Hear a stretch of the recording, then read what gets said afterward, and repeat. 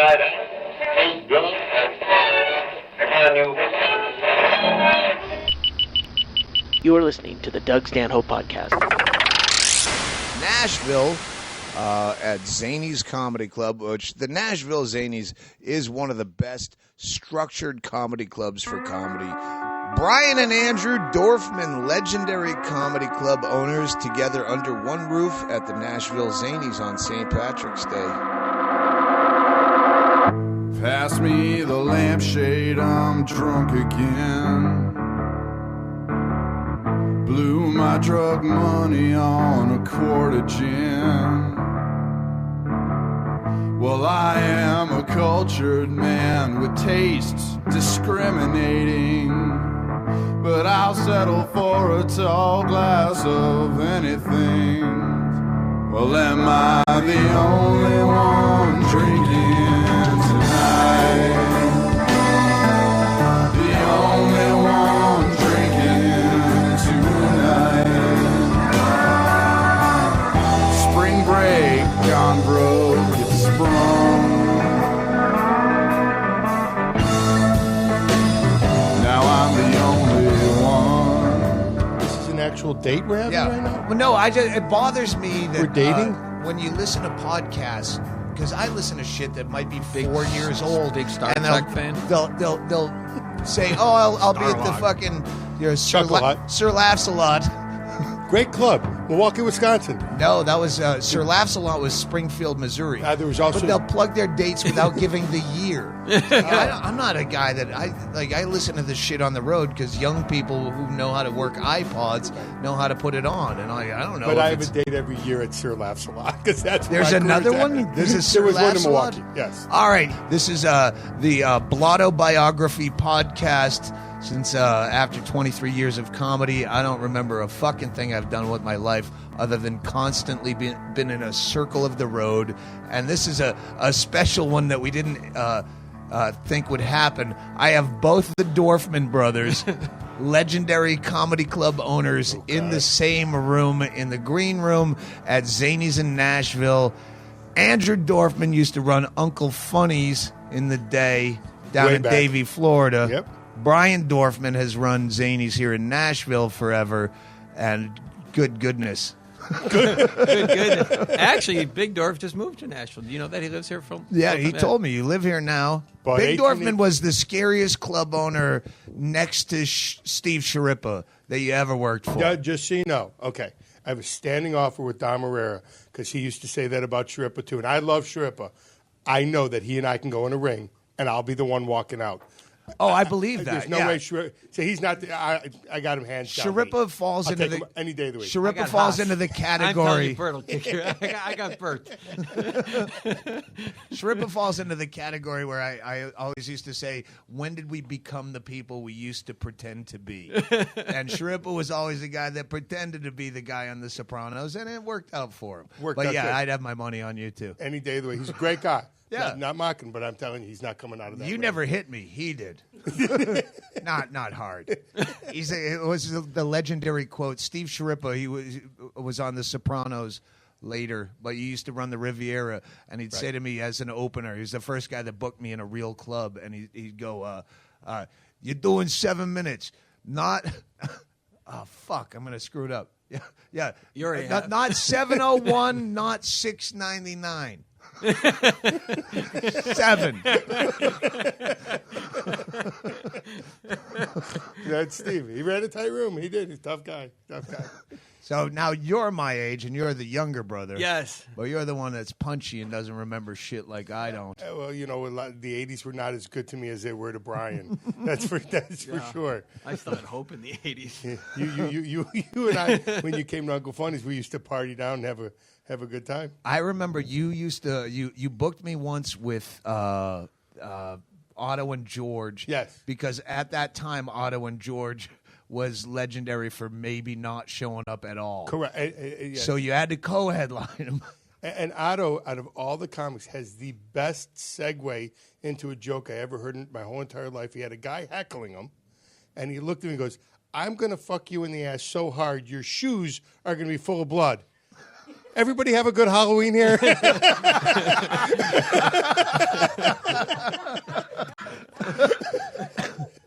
Like, what? Good Halloween. What was that? You had me do something with him, and I think it was after a 3-show Saturday where they were doing some. The radio was hosting something at a bar. That after 3 shows, you still wanted us to go to a bar. You and he's had like, to do the I'm puppets. going to follow you. I'll be over there. And like, no, you come with us. We'll drive you. No, I'll follow you. He didn't show up. Got to be honest, I have no clue what you're talking I about. think it was like a titty bar or something that we were supposed to go to for political reasons. Uncle Funny's turned into a titty bar. Well, it wasn't a titty bar. It was a Sofa King Sports Bar. That's what we turned it into. You know, Sofa King, you like your girl Sofa King hot, the bear Sofa King cold. It was actually the first R-rated sports bar in the United States, and we got sued by the motion picture industry that we had to take R-rated out of the name. Because seriously, they do. The MPAA owns R-rated. They own R-rated. I mean, we had a so law. fucked I mean, up. the suit. He that wasn't they smart enough to spell it O-U-R. Actually, the lawsuit we got, the booklet, it was literally like 700 pages long. Wow. The lawsuit that they sent to us, but it was the first R-rated sports bar ever, and it'll probably be the last because of that. I used to get booked as triple X rated. No, at you were comedy I did that clubs. here, No, by the way. Yeah, you but were they- triple R-rated because But- there was no nudity. No. No. Well, I don't know about here, but comedy clubs in general. But okay. they'll never sue you for that. No. Yeah, Triple X, they distance themselves. What? Hollywood didn't register Triple X. Oh, really? No, actually, All right, we have a fact checker in the back, Radley Balco. Actually, X-rated you can use. Anybody can use X-rated. You can't use R-rated, G, PG, but X-rated you Can't use, and Triple X is also open. Anybody can use right. That is actually correct. Yeah, but R-rated we couldn't use. Speaking of, I am sponsored by Saks Underpants with 2 X's. I'm doing sponsorship for products I like, and hopefully they come around and say, yeah. That way I just Saks promote Saks Underpants? Underpants. You're a fucking old dude. I'd show them to you. Yeah, they're What is Saks underpants? they're underpants where they have like a ball cup inside that hold. If you have long balls, they keep. Spanx for men. But it's like actual like wings that hold gonna your be ball. 50 pretty- Wings, fucking Gonna good. be 50 pretty soon. We all have saggy Yeah, balls. yeah, That just yeah. they drop. All right. So which one of you booked me first? I think it was I will you. tell you the story. It's 100% me. All right. Because I say it's me. Yeah, Will the I'm- real person? you know what? No, and I will tell the story. Wait, and these are the Dorfmans. Sorry. I will refer to you as Brian. Nashville and Actually, Florida. it's true. Davey. but Fired you and then said, No. You got to book Let him. let him go. I'm saying because Let that's how Nashville go. I didn't book you. Oh. Here. All right. Lenny Sisselman booked you here. Who was the manager before me. Saw you at a comedy festival in Florida. Okay, and This already sounds Friars Club. no, you Lenny gotta- Sisselman was that guy. Exactly. Remember? Okay, no, exactly. We used to nosh. 19, bop. Okay, no, so, and I had never seen him. He goes, oh, you got to see this guy. He's hilarious. Okay, so that's where I think it was still like a Tuesday through Sunday week, whatever it was. But you got here like Wednesday night, and the show is your show. It's not easy to sit there and watch an audience to go and not having a clue what the show was. I think I'm going to see, Doug Stanhope tell knock jokes or whatever the fuck's going to be is a joke. So I am laughing. You're my style of comedy. 17 years ago, or 16 and a half, or whatever the hell it was, probably was not the style of comedy for Nashville, Tennessee. Oh, no. Right. So, and the crowd was a little uncomfortable, I guess is a pretty good word to say. So I'm like scrambling. I'm like laughing. I'm crying. I got a lot of emotions going through me at this moment. So that's when I put like triple X rated everywhere, make the announcement for the shows, all that kind of stuff. So go through all week. We get through, whatever walkouts we had, no fights, nothing bad. Sunday night, I pay you. I said, Doug, I cannot remember the last time I've laughed this hard. I go, personally, I love you. I go, do not be offended if I never book you again. I go, here's my brother's phone number.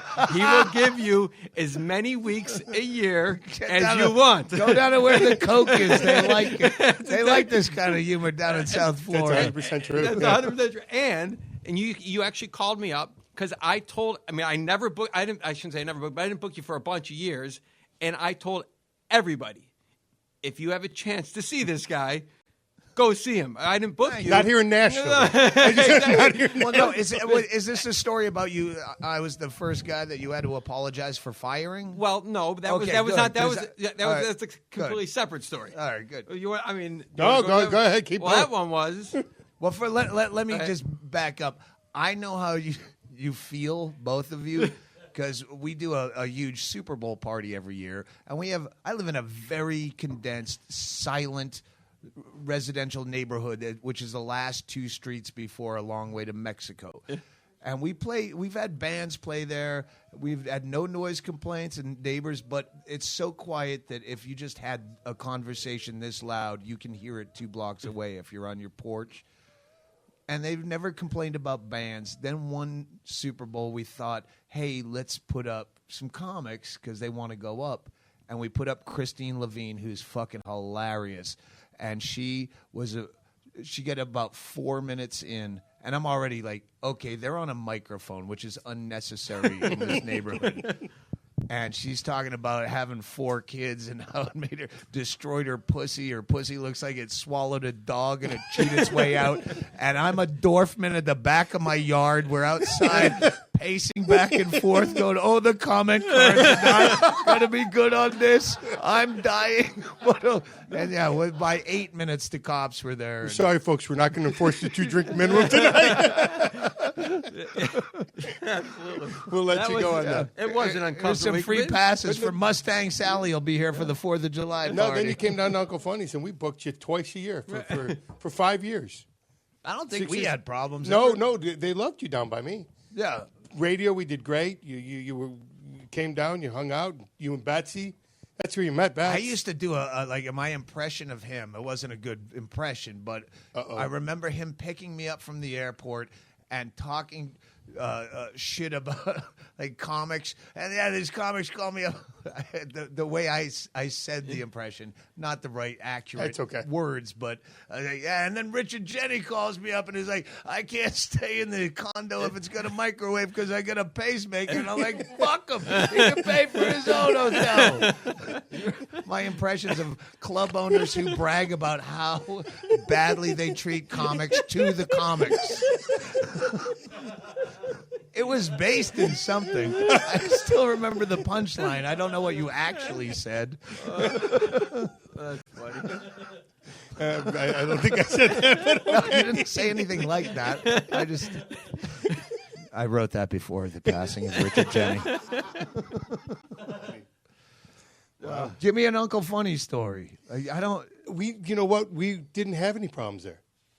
Actually, there's probably one club Actually, where you were in the you were allowed cleaner, to come back actually. to. You were welcome there all the time. I remember the guy doing the bit about the AA guy who said, and it was actually written there based on this, was Joe Vernon, my friend, who's a clean and sober guy that would always talk about AA, but tell me you're funnier when you're drunk, was based on a 3-show Saturday, which is fucking nightmarish to a comic. Especially one with a drinking problem. Yes. And a 7:00 show to elderly blue-haired old Floridians. And so I stayed vaguely sober through the first show, had a great second show, third show I'm fucked up, and I did some blow, which is easy to find around there, and fucking killed. And that's when he's like, yeah, you're kind of right. You are funnier when you're fucked up. Because he stayed there for all 3 shows. When we get comics who call us and say, hey, I just went through AA and I'm just cleaned up and I need some help getting some work, the first thing we say, are you still funny? Because when they get all cleaned up, they're not funny anymore. Yeah, you probably can't drop any. Wait. I was going to say names of people that. How about dead guys that were? Well, let's go with the dead. We can talk about the dead. Dead guys? No, I'm saying you don't want to name names of people that got sober and weren't funny anymore. That's not what this podcast is about, but we'll talk about it afterwards. We are in a green room. Like Dak Raycow, when he cleaned up, was not as funny? Remember Dak? No, I know. He went as Kodak for a while. I know the name. My brother said he saw him at your club. My brother's sister-in-law, their fucking in-laws, he saw Dak Raycow at your club. That's how I know the name. And he's one. He used to go by the name Kodak, and actually got sued by Kodak and had to get rid of the name. He couldn't use the name Kodak anymore. Yeah. Well, It we're was not sponsored by Kodak and on this. Kozak, there's another one. Kozak, yeah. Actually, And then when he went by the R-rated last Kodak, week, he got sued by you guys know who Kozak is, right? It was the magician and stuff. The last week before he got straightened up, he used to juggle and stuff. And we had a kids show, and he got so drunk he was juggling balls and bounced one right off the kid's head, right in the front row. That's bounced a couple of them up. only We're time like, you want to see someone juggle is when they fuck up. And we're like, I don't want to see you do this You need to go well. to rehab because the kid came down and was crying. He just busted it right off this kid's head. So, All right, tell me about the time I was fired. The time I didn't fire you from the club doing the Bob and Tom tours. Oh yeah, Right. So then which brings it back to so we're no. So we're doing the tour. So and we just started doing the tours and they're pretty good. And then so Tom goes, let's do it. He likes the show. I said, Doug's probably not going to. You started doing the radio show. Obviously Tom great. is always A huge fan. First few times was recoiling in horror. Thought I'd never be back, and then I was surprised. And then the last several times I've done it, he's like really overly complimentary to the point where you're like, you really fucking like me. And so, but because of the shows and the success that you had on the show, and he liked it. He goes, let's do some, let's put Doug. I go, we can't just put Doug on with, Patty Vasquez or something. You just put, 4 comics together. They're all relatively clean. Pat Godwin doing funny songs, and then I'm trying to remember who was on that tour. Well, it was. We did the. It wasn't Pat Godwin. No. We did the Dirty Show. Yeah. So it was you. Oh, it was Uncle Lair. Uncle Lair, and Yeah. let me think of the third one. I'm trying to think of the third one. Schubert. There you go, Jimmy Schubert. So, and another thing. And another. And another thing. Don't make me bring out Stinky the sock puppet. So then you go to South Bend. Yeah. So in South Bend, it might It's be only the second I one. don't know if it was the first or second. First or Second. second one, and then you can tell what I don't know. I know exactly. Well, you this made is where fun it of the comes club back. owner, It was but Sean Rouse, yeah. who you brought Oh, up I love earlier in conversation. I love Sean Ross. Fucking, I think one of the funniest guys of my career that started after me. Well, you brought him into the club. You introduced me to him. He's fucking brilliant. He's still brilliant. He's just a physical wreck with Right. the rheumatoid arthritis Right. and the new knees. He's fucked. Right. Book Sean Rouse. This podcast sponsored by Sean Rouse.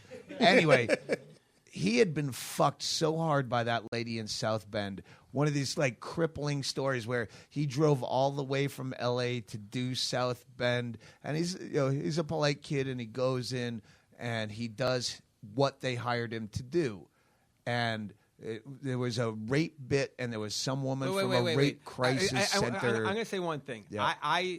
Was it the rape crisis, or was that when she was pregnant? I don't know, abortion, whatever it was. Okay. It was some hot Rape, button abortion, issue. they're all the Yeah. same. Someone from the crowd led something. Again, I wasn't She there. was. I think she was in the crowd, though. Yeah, she was in the She crowd. was there. Okay, yeah. And she went ape shit about his act, and the woman, whoever she is, fired him without paying him because that woman who led a big, rape crisis, abortion, whatever, I don't know whatever the league was. Whoever boycotted that show. He drove all the way from L.A. She paid him for that night and said, well, I'm sorry. And just... Is that Lisa Grigsby? No. No. Grigsby's fucking great. No, she's from Dayton. It was a girl. It was South Bend, Indiana. South Bend, Indiana. I don't know what it is. Anyway, she was at the show. I'm saying, wasn't she in the audience? I think she was at the I audience. heard later she that's was what I'm in the saying. show, I think yeah. whatever you said. Anyway, yeah. I went on a giant fucking tirade in South Bend about how fucked the lady from the Funny Bone was, and wish death on her children. I don't know. It was a long, drawn out tirade. It was half my act. Right. And then, then I got fired. Well, sent home. So obviously, because of that, so there's a Bob and Tom affiliate in South Bend. They're getting complaints. Bob and Tom are getting complaints, and they love you. I go, oh, we can't do this. So I called Judy at the time, your manager, and I said, Judy, I go, I love Doug. I go, but we can't do these shows anymore. I go, we can't do it. And then you called me to apologize. I'm like, Doug, I'm sorry. I go, it's my fault. Oh, I go, yeah, I mean, like the whole thing. I'm like, I it knew was- I shouldn't be on the Bob and Tom tour, That's exactly right. but I was in a place where I can afford to get fired. Sean Rouse, on the other hand, they're just like a guy that's like hand to mouth, literally fucking hand to mouth, Right. And he's not a guy that's gonna complain or has any weight to throw around, and he's crippled. And it was just, yeah. I played South Bend for the first time since on the September tour at some shithole, fun shithole. I say shithole with knowing that's where I belong, and I still fucking brought it up. No, but There's only a few people who piss me off in this industry, and I remember them. All our good stories. Who are the people who've pissed you off? Let's go there. They'll know. and actually, When some tragic happening befalls them, they'll never look all the way back to 1994 to Doug Stanhope, and you didn't pay him what? Lansing, Michigan. No, actually, I think one of the most uncomfortable moments in this club, which I laugh to this day, is one of my favorite jokes I've ever heard a person say, but it's the South, so this is probably we had a 5-year break there from the first time, and so this is one of those early 7:00 shows, and you are just railing on the Bible. Yeah. Whatever. And then I had those years. Exactly. And then Before I realized it's trout in a barrel. Everyone's done it. Didn't make a difference. You could just see this lady almost like tears in her eyes, and she shouts something out. And I think your line was, "Did you read the Bible?" I've read the Bible. I drove from Shreveport, Louisiana, to Lexington, Kentucky. I read it one billboard at a time. I remember that. And I mean, so this lady's walking out. I can't go to her, ma'am. That is one of the most brilliant jokes I've ever heard. I got to sit Forget there and that eat joke. shit from this lady, knowing it's my favorite joke. I'm going to tell fucking everybody this joke afterwards, and just getting yelled at for about 5 minutes. She has tears in her eyes about you beating up the Bible. Those are the most fun days were back in the nobody knows you days of comedy, because you were playing to anyone who would walk into a comedy club blind. And I really miss that crying bachelorette party. Oh, she missed it. Yeah. She missed it too, absolutely. The lady, she's missing you too every night. She's like, boy, I wish those were great days with Doug. What, do you have a good firing story? No, I never fired. The only thing that you educated me in life a little bit at Montreal Comedy Festival. Oh yeah, this is the story you said we can't tell Well, this. Yeah, here's tell what- it. Okay, well, I was up there. You were up there with Betsy. Yeah. And for some reason, you guys decided to spend the night with me because I had a room. You guys didn't have a room, or something was going on. We And spent the night with I just you? heard you guys laughing in the bathroom. I'm like, what's going on? And you were peeing on Betsy in the shower. It's bullshit. That happened in Salt Lake City. No, you told me it was going on right in there. And I'm like, what the heck is going on in there? I know I know this story because Betsy turned it into a bit where I peed on her in a tub and. Oh wait, maybe I'm wrong. Because Betsy and I call were real in. close. Because she's and I peed on her in a tub somewhere, and think then she got me back by peeing Or maybe in coffee that she peed made. on you. Exactly. It's the whole No, story. she that you guys, she peed in your coffee. She made a just pot said of that. coffee Yeah. with pee in the Yes, so which it was is- filtered. But you educated me in life about that because I married 23 years. Would never think to ever be on somebody. 23 years, as long as I've been doing comedy. Yeah. I'm almost at a point in August I will have done comedy longer than I didn't do comedy before that. That's fucking scary. Wow, that's a long time. That is. And that lady here, 7:00 Saturday night, will debate you on the comedy part. Yeah. It's not for everyone. That's why we keep moving. All right. I don't know how we're going to wrap this up, but I'll take that other cocktail. Then we'll. Remember when I used to get whores back over to your comedy condo? Now I have these guys.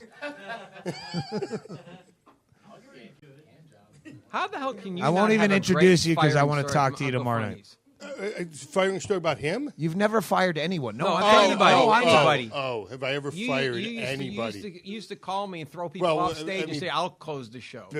Bill Maher, throwing him out of the club, almost killing him.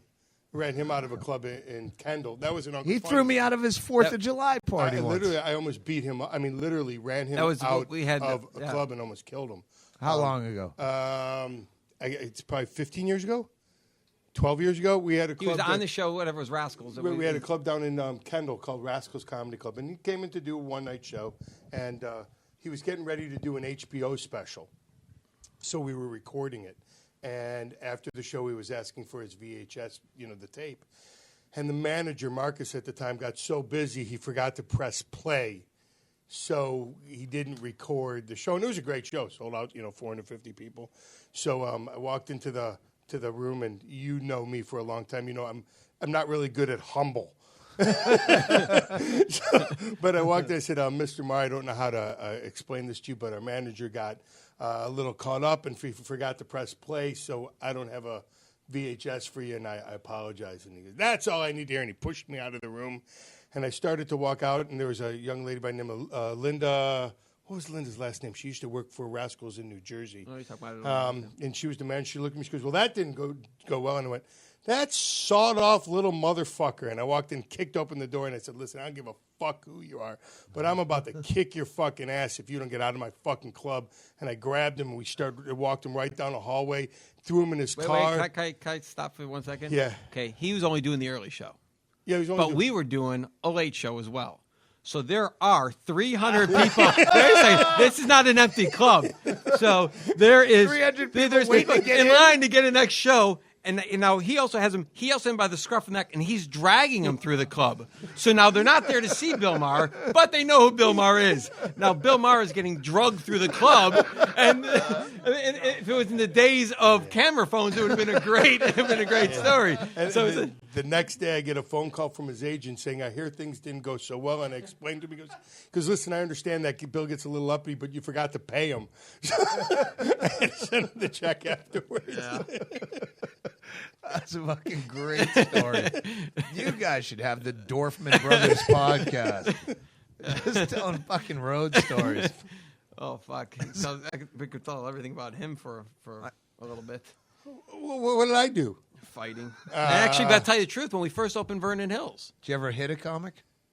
Almost Bill Maher, but even earlier than that, almost. though. No, earlier. All right. I'm just telling you, when we first opened Vernon Hills. Yep. So that we opened up in September or October, and it was March. It was a special game. There was a whole like cable special, like North Shore Magazine was doing a special, and Bill just, after proving he didn't want to do it, we actually had to send him out of town. Rick Yude, who started Zanies and everything like that, called Andrew up and said, because Andrew wanted to go down to he was actually at the house, he was going to drive back to the club and beat the fuck out of Bill Maher.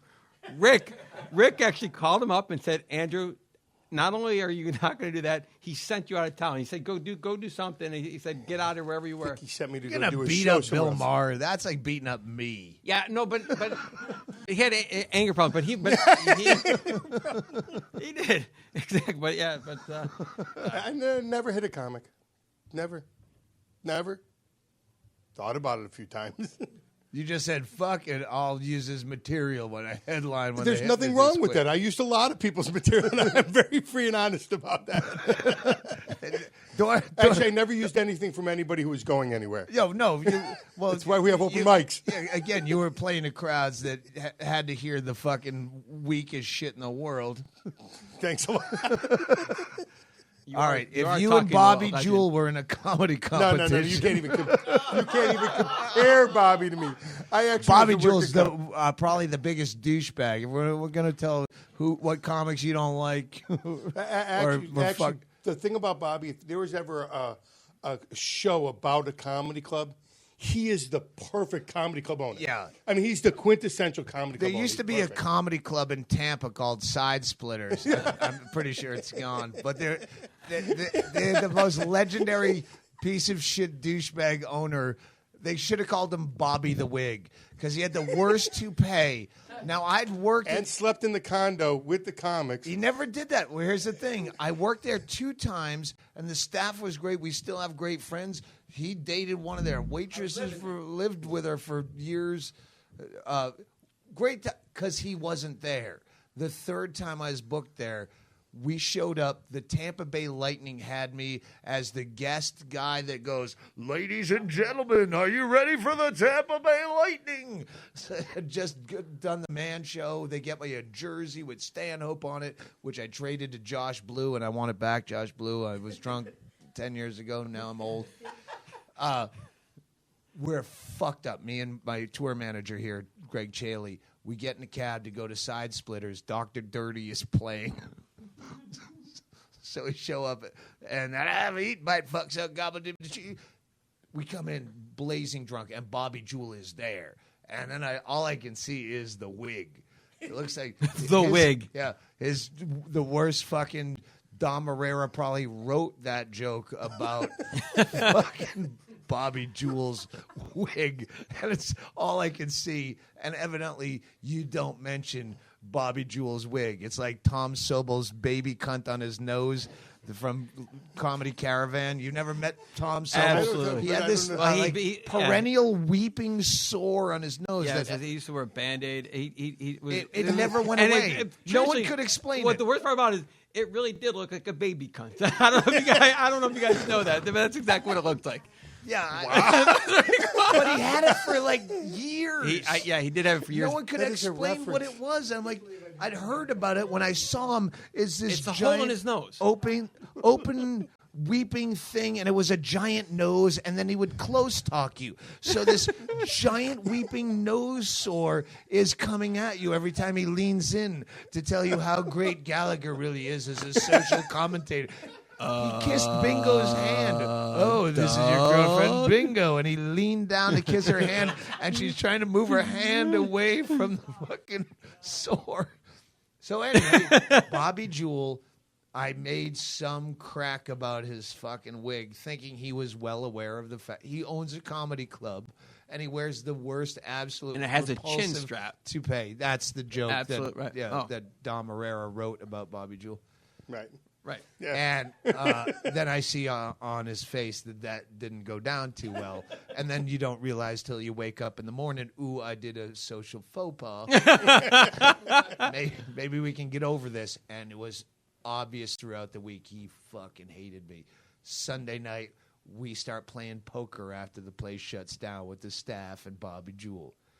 It's all in, no limit, no rebuys. This and that. And I kicked his ass.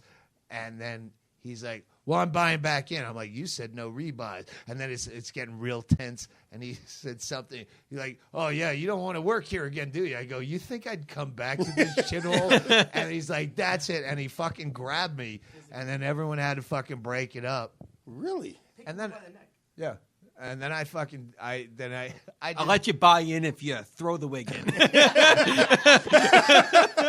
So I took him in the office, and I go, all right, just to settle things down.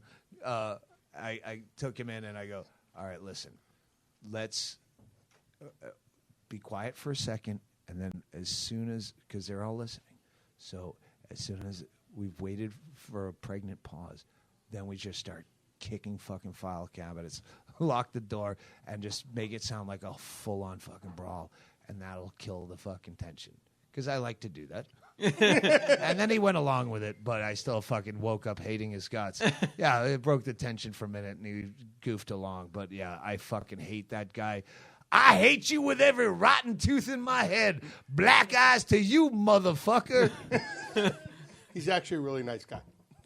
No, he's a terrible. He's a fucking terrible person. No. He's fired 2 guys that were featuring there once he found out they were friends of mine. Brendan Walsh and Brett Erickson, 2 of the best. And fucking Walsh is on fire now. 2 of the best fucking comics. And not like fuck up, comics. They were like, solid. Club owners have the right to do shit like that. Yeah. That's what we do. And Right. apparently, and he's got the right to talk about shit on his podcast.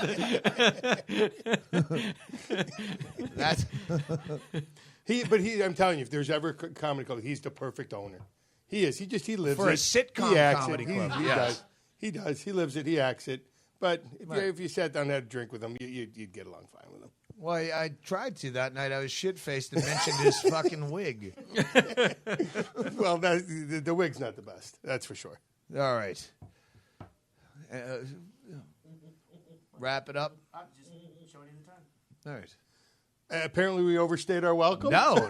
I've been worried about you the whole fucking time I was on stage tonight. I'm like, fucking Dorfman just drove from Tallahassee, and I'm watching the clock, and I was have more fun doing this.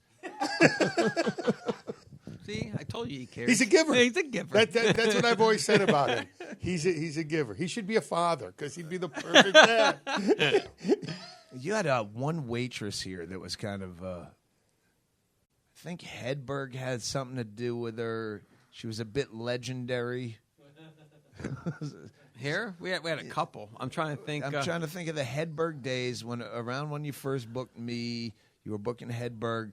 I think in my memory, it was like a haunted castle that I stayed in that she lived in. It was back in my let me just jerk off on your tits days. Like, that was your closing move. Where that was my brother. you don't want to fuck me. Here? Or Yeah, the first time I worked here. No, I thought She let me stay at her house. And No, then- I thought when you said jerking off on her tits, I thought you were talking about my brother. what? No, I'm trying to think. Is it? Hedberg doing acid? Was she crazy? Yes. Was it Mary Jane? Was that her name? Yeah, that sounds familiar. I'm going to tell you. One thing. Here's one thing about this girl. You could, as a guy, running a club, any girl can call it any time and call off. Say you got plumbing problems. Yeah. There's not a single guy will go, oh, whatever. Okay, good. And argue with you about your plumbing problems. So she wanted to go to a party on Saturday night. This girl called off with pancreatic cancer.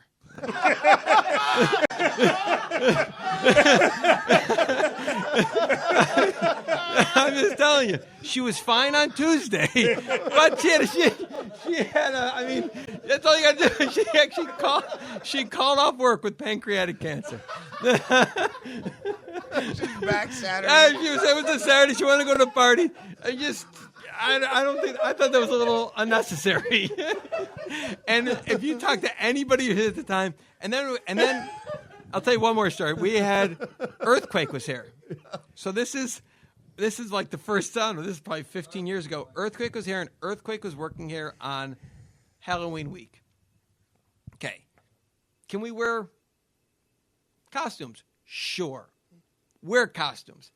So me being Jewish and Earthquake being black, I thought Hitler was a little excessive for a waitress to be wearing. That's the costume she chose. Pancreatic Al cancer. Jolson is She blackface is not actually, right either. she walks into the club as Hitler.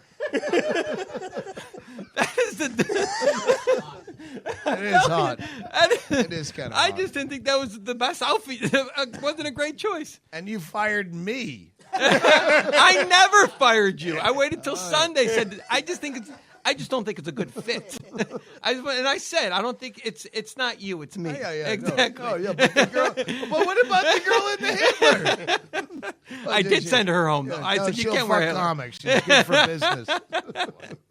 Yeah, she was here before I got here. Yeah, Yeah, no, I think there was. she was batshit crazy, by the way.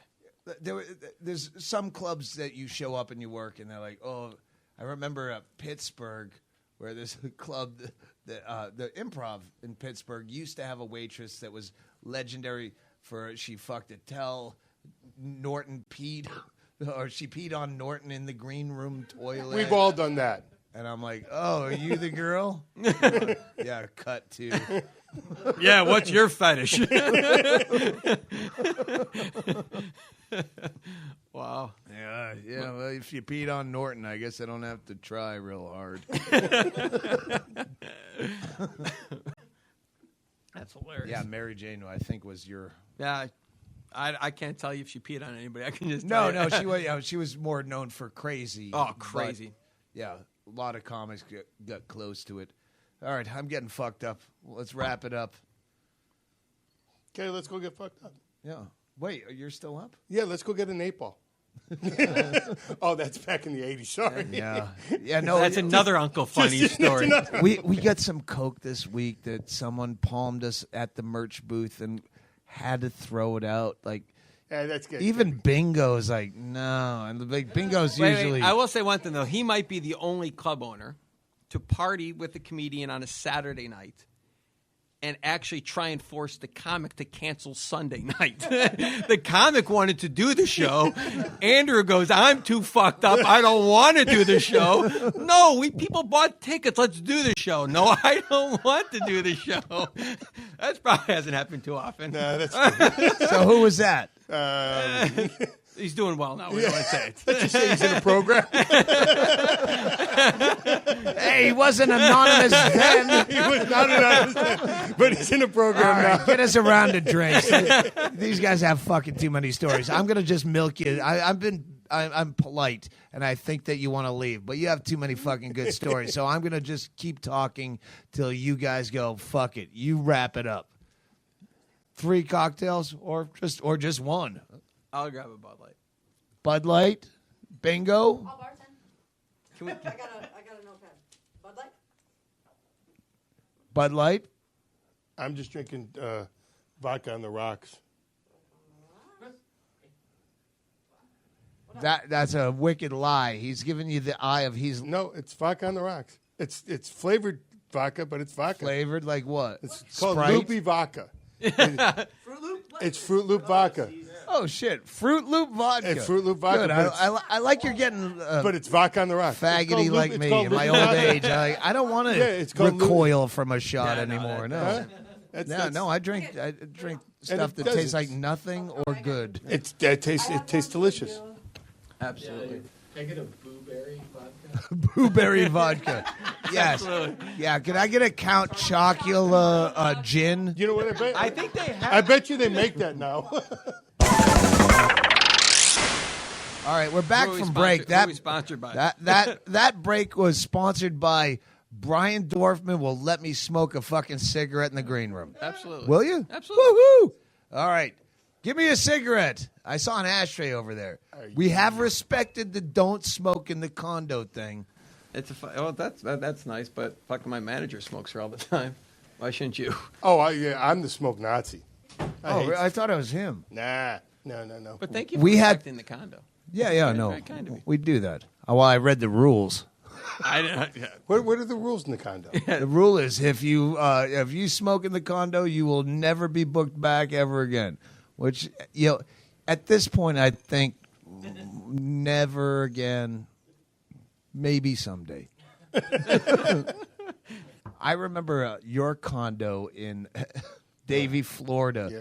Do you remember when I worked with, at that time, probably DT Tosh, now known as Right. Dan Tosh? Okay. And Chicken was the opener. Do you remember this? Michael Roof. Michael Roof. Michael Roof was the MC. We're all staying. By the way, the only comic I've ever fired.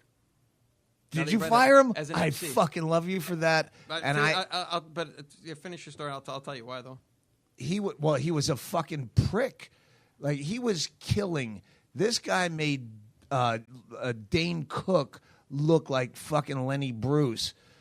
As dumb as he was, he would come out with such nothing where, hey guys, don't you hate going to dance clubs? And all the people are like, and then he'd cue his music and it'd be, hey Sheila, it's your birthday. And all he'd do is dry hump the stool He fucked the and chair, then right. jump in the audience and dry hump a dude in the front row.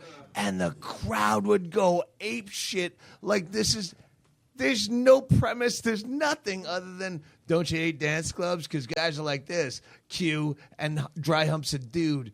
And he was destroying at your club in Davie so They hard. did like shiny objects. Where Dan Tosh, they're chanting for Chicken. He went by the name Chicken. After my show, they're chanting for Chicken. And then you'd say, hey, listen, you do whatever, 12 minutes, 15 minutes. And he would do 7 extra minutes. and he wouldn't listen to you. He wouldn't listen to fucking management. He just do his time. He's a guy I fucking pushed into a men's room. Like, you're a fucking cunt. You do your fucking time. Don't be a prick. Worked out well for him. Yeah, he killed himself. No, he did kill Woo! No, but I just did Tosh.0, and I haven't seen him since a long, long time ago. And I go, did you read where fucking Chicken killed himself? How happy were you? And he's like... And Dan Tosh said something like conciliatory, like, yeah, I guess he had a hard time. I go, but how happy were you? He goes, oh, don't get me wrong. I fucking shit my pants with joy. What a dick that guy was, and awful. So go ahead. I did not fire him for any type of comedian or comic reasons, but so he was the MC. It was young in there. So one of the things I think an MC should do is at least say goodnight to the customers. He fell asleep on Wednesday night and Thursday night. Never came back to the club. He just fell asleep. So and then he did it in between. Like it was like Friday night. He did it like 3 nights in a row. And I said after Friday night early show, I figured this is going to be a problem. And I said you got to go. Yeah, he was really cocky yeah, before absolutely. his time.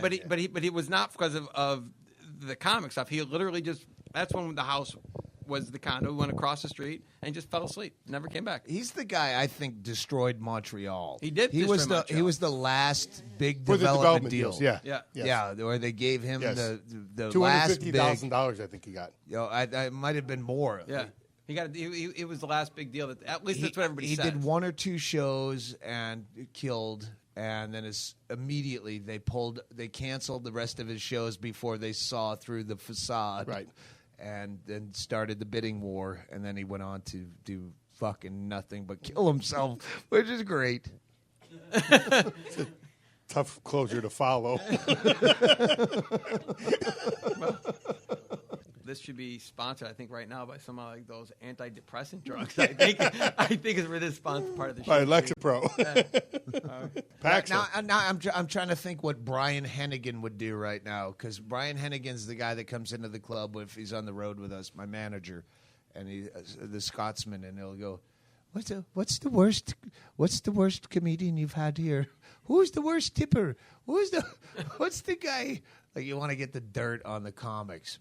The comics are the worst crowd, because the worst crowd I've ever had in my whole entire life is Jackie Mason's crowd. There's nothing worse than old Jews. I mean, you just walk up to a table of old Jews and go, "Was anything okay tonight?" You should have hired Mary Jane. They to be are a waitress that absolutely night. the absolute worst crowds. Let me ever. ask you. Yes. I should have a waitress in here to balance this out. Worse than, you probably haven't booked him, Mark Lundholm. Oh, we know AA Mark. comedy. Oh, no, I love Mark Lundholm. He's a great guy. Would you rather have old Jews or AA people? I'll give you one more. I'll give you one more worse than both of that. Is we used to do Christian shows, so the crowds would laugh. But I've never seen that. Somebody actually left a waitress a fake bill. So she thought it was a tip, and then you open up the bill, and it was scripture on there. There'll be no money. Yeah, but on your deathbed, you receive total consciousness. So I got that going for you. It's nice. Scripture. I'm like, well, she really can't pay the rent with that one. Candy Jack. No, Mark Lundholm's not a good guy. He's always nice to me. Oh, yeah, I'm Once an anti-AA alcoholic, the same way I'm atheist. Like, it's bullshit. No. I think he's got 10 different babies at 10 different clubs around the country. Really? Oh, yeah. He could fuck your waitresses sober? Oh, he's sorry. He's really great at that. Sorry. What? Doug's over there. Why don't you just piss on him and jerk off on him like everybody else? Who does he think he is? Fucking her normal. Wow. I will tell you a great customer story. Yeah. So find a veteran waitress. I want to find out who the biggest piece of shit tippers are. See if Chantel's still out there. So, group of 6 really drunk girls. And one was crazier drunk than the rest. Hang on. Your brother's spitting vodka through his nose. Fruit Loop flavored vodka through his nose. Are you going to tell the Wet Willie story after that? It's nothing. Okay, no. So 6 drunk girls. at a table. One crazier drunk than the rest. So I find the most sober girl in the party that I can possibly find. I said, listen, she's got to go. They all agree. They pay you. The two of them are going to leave, so they pay the part of the bill for this girl, and they walk out. The other girl, I didn't really have a lot of conversation from, but I guess she was unhappy because she leaves the room, and actually right behind this wall where we are sitting, she walks around, she unbuttons her pants, squats down, and lays a deuce right there on the sidewalk. And I'm going to tell you, my security guard comes inside. We're over there. We're laughing. He's across. He comes inside. He wants to shoot her if he can. He's never been more horrified. And the best part about that story is, so everybody that I played college hockey with, I tell that story to. They go, was she hot?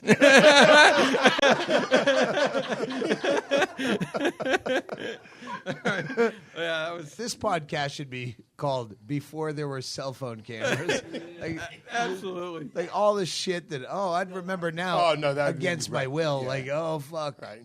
Yeah. Thank God I'm not fucking 25 anymore. Since you're editing this, he can continue the story because that's one of our favorite stories because you can't beat that, right? You tell a story like that, can't beat it. Well, we told it to one of our partners, the guy, his name's Bill Dickinson, who owns Wet Willie's, and as soon as he told that story, Bill goes, oh, I can beat that. I got a better story. Yeah, right. No, you tell the story. Okay. But So- sometimes, at the end of the story, we were up in Louisville, whatever it was. Right, exactly. And he goes, and I've never heard that response for it. He goes, that's nothing. Nothing? Really? I've never heard that response before.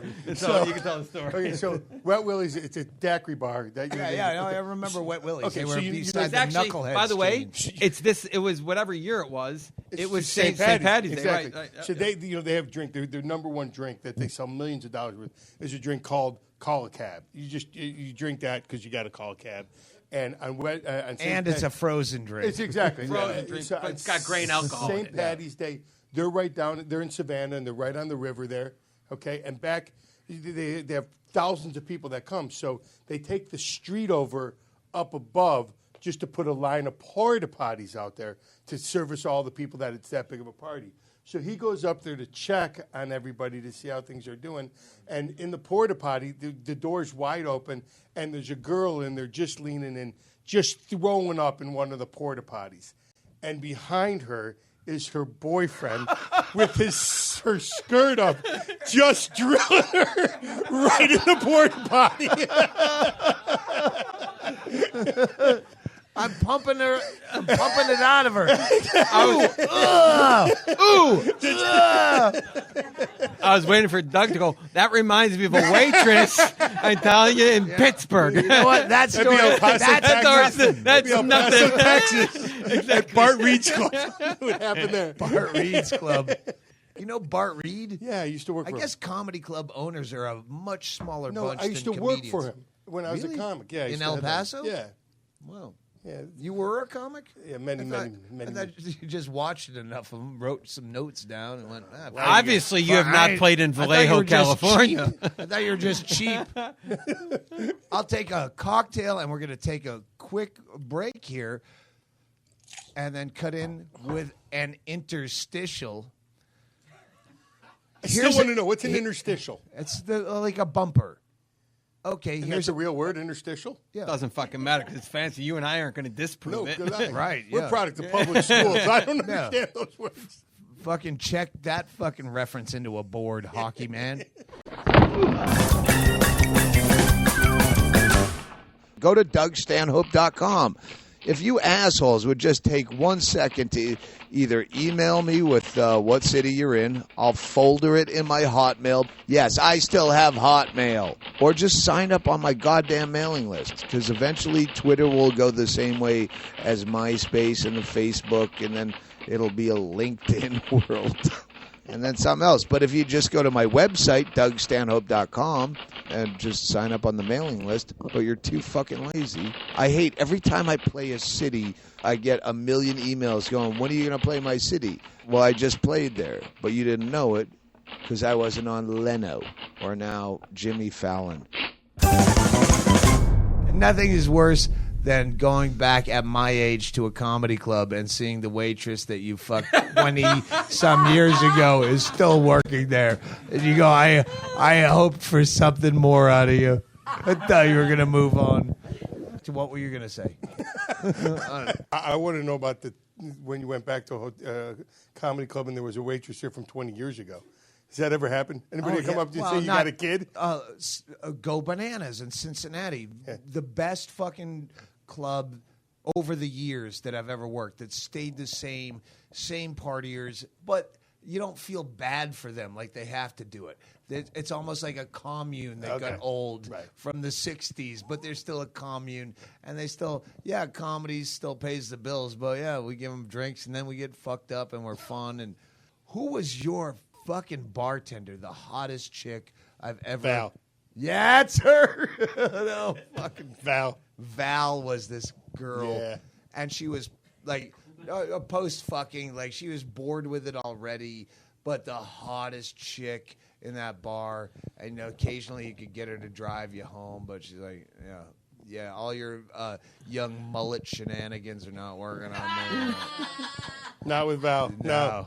God damn it. And I bet she still looks She worked with me from the day I opened to the day we closed. Which is how long? Did That we Uncle closed? Funny's in Davie, Florida... 9 years ago, we closed to open up the Improv at the Hard Rock. Did she go there with you, though? She went over to the Hard Rock, for a too. little bit. Yeah. Nice. Yeah. Whatever happened to Johnny Chung? Chung, I think, moved to L.A. and then San Francisco. He had some problems, not just his skin. He used to but run some Go real, Bananas, I right? think. Yeah. He was a manager, general manager? But he left it in charge of the underlings who became, they're fucking great. Mikey and I hate forgetting some guy's name on a podcast. Come on. You can edit it. No. Put his name back in. Anyway, we'll edit that for sure. We'll edit a lot of this. All right, one more cocktail, one more cigarette in front of Dorfman where you can't fire me. Doug is the only comic that you had your own ticketing system. Well, no, a lot of comics are using it now. Brown Paper Tickets, I guess, should be a sponsor because they do. Yeah.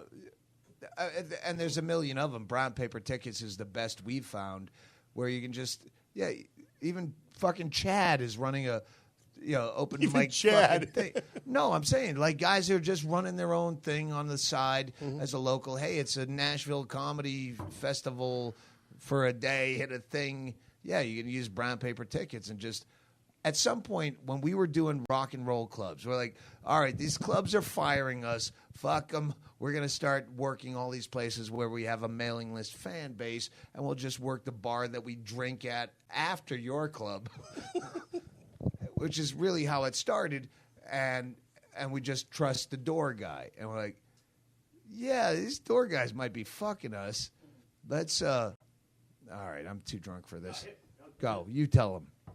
What happened was it was right after the Sean Rouse thing because we were at the Tampa Improv, and that was the last improv you did for like 2 years. And we found Brown Paper Tickets, which was a really small company at the time, and we ran with them. We were the first comic on there, and from that we were able to book these clubs. And after like 3 clubs, it's like, this can't be fucking right. How much money we were getting before we even walked in the club, because everything was done online. Because your fans seek you out and will go find you. And instead of doing 4 or 5 shows in a weekend somewhere, we do 1 show, 1 night, so everyone goes to that one show. We can't fuck you anymore, and that's what the club owners are in it for. Boy, was there a lot of fucking going on. I'm telling you, this room only holds 210. I don't give a fuck what you say, and don't forget it, okay? But see, that's Papa it. needs a new pair of shoes. No, it was when we were doing the rock and roll clubs that we thought, hey, we don't have any control over the door. Why don't we That's the way it's supposed to be. Why rock the fucking boat? What is your problem? We've been doing this for years. How to use PayPal. Well, maybe people can PayPal. Yeah. And that's when he looked it up and found Brown Paper Tickets. Son of a bitch. I mean, there's a bunch of them out there right now, but Brown Paper Tickets was a really small company located in Fremont, and I was living in Seattle I heard they at closed. the time. No, they certainly did not. I'm telling you, I heard that They're closed. actually international They're out now. of Brown business. Paper Tickets. They're great. And Doug, you've actually done some work with them. No, We don't need a sober voice right now. I'm just Brown saying. paper tickets piss on anybody. I'd like to know that. Any wait staff, anything. They piss on Ticketmaster. They That piss was on it. Everybody Ticketmaster. should piss on Ticketmaster. Everybody should do that. And that was That's the big ridiculous. push. Anyway, that's another podcast. Listen, we got to get out of the green room. The fucking staff has to go home. Yeah, I'm through with you. The Dorfmans. I'm through with you. We could do this for a long, long time if we had fucking rails. Oh wait, here's another thing. And another thing. Yeah. Here's another And thing. if we didn't have to say names, we could do this for a long time. Exactly. I stuttered on the names a lot. Exactly. Next time we'll just talk about the dead ones. Oh, I remember when he came in because they can't call back and go, "That's bullshit." I had more fun with the live ones, putting them to bed. No, the ones that are dead now we can talk about. Oh, I got you. It's Absolutely. history. All right, I gotta go. Bradley Balco's getting irritated. All right, that's a sign off. I'm sponsored by that. We'll edit this into something. Say goodnight, Gracie. You're not crazy. Play the Matoid. Party time.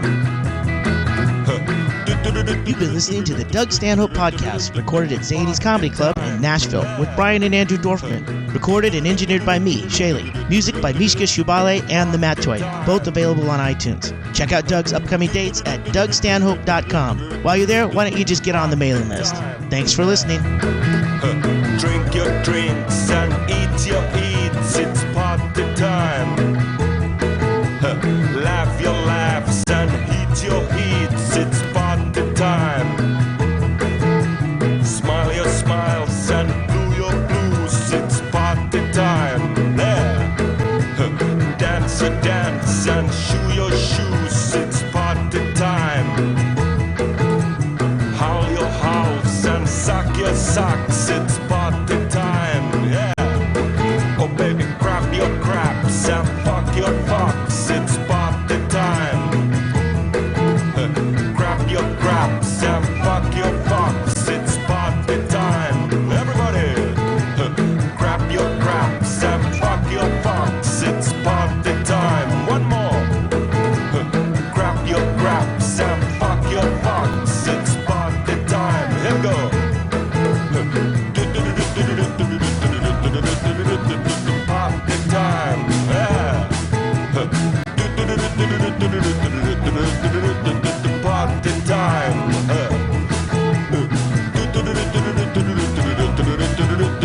Party time. Yeah. Party time. Party time. Party time. Party time. Party time. Party time. Party time. Party time. Hey.